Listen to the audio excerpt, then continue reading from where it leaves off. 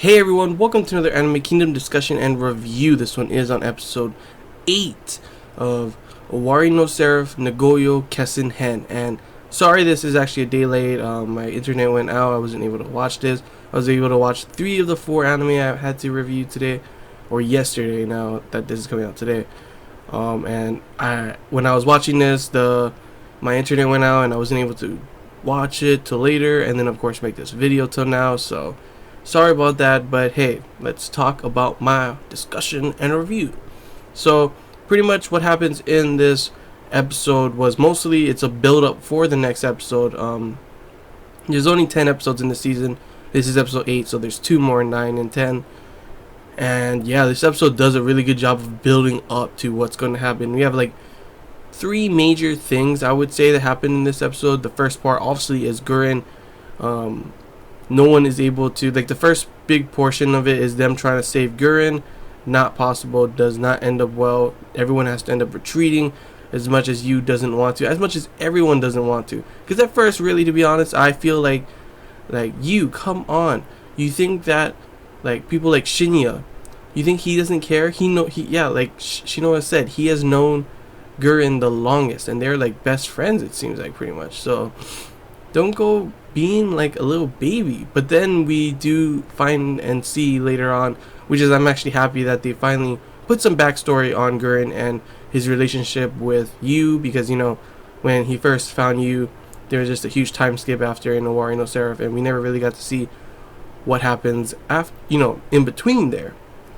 In this one we see that how much he really does care. I mean, he cares about everyone, his demon, the demon company and everything.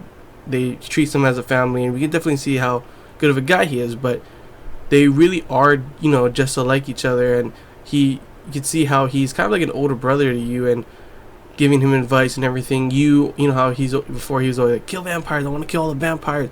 That's because of what Guren said, and how it was hard for you to live. It was painful to live. That's pretty much what he went by, and even Guren ended up saying it's the same for him. They really are alike. There was once a time he couldn't save someone just like you, and he has to live with that, for how long. And it's pretty much, you just have to keep moving forward. That's pretty much what's going on. And he tells you, for now, keep moving forward, keep being strong. For now, just think about killing vampires, just to keep going on.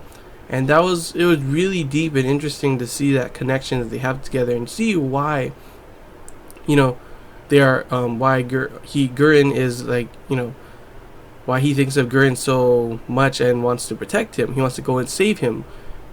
Under normal circumstances, I don't know, it's hard to say if he would still go for someone else that he isn't as close to. He's probably still would, but this one, it's really like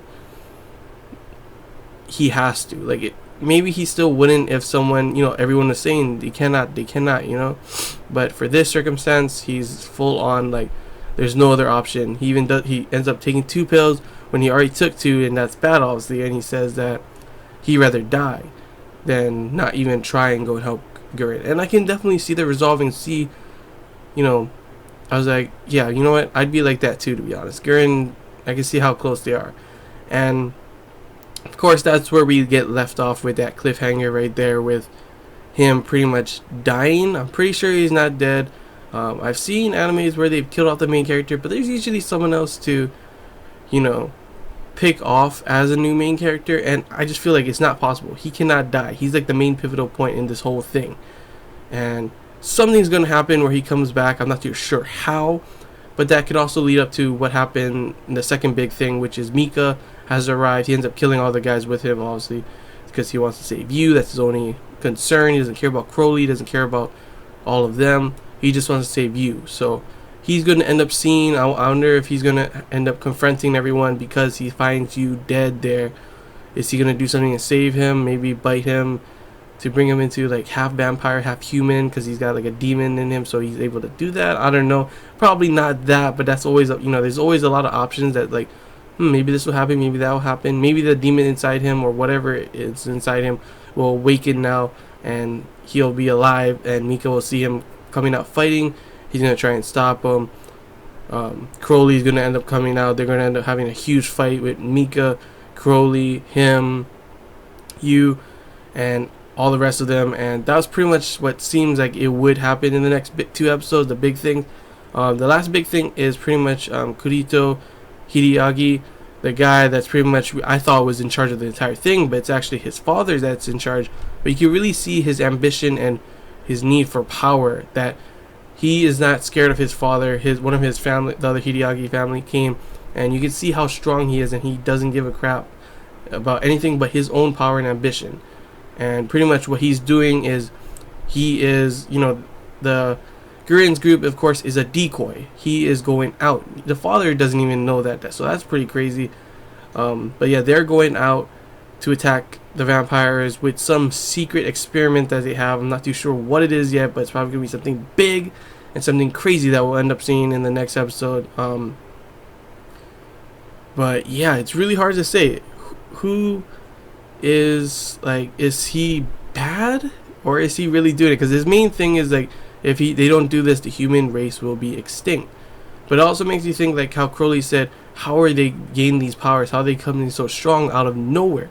Someone's got to be doing this, and I don't think it's Kurito pretty much behind the whole thing, but I think maybe there's some vampire working with him or something. I don't know. It's really hard to determine, and it's gonna be something huge that's gonna come out that we're gonna see, and probably gonna be in these next 2 episodes. And yeah, those were the 3 big things. Mika obviously is not super big, but still a big part. You dying, but then probably gonna come back to fight, and probably gonna try and save Guren, get him out of there, and then Kurito and the rest of the army and their experiment on what they are planning to do and how explosive a fight everywhere is gonna be. So yeah, I can't wait to see the next episode to see what happens and everything. And yeah, hope you guys enjoyed this Anime Kingdom discussion review. If you have any questions, feel free to comment below. If there's anything I'm missing you want to talk about, comment below as well. And yeah, can't wait for the next episode, guys. So until next time, see ya.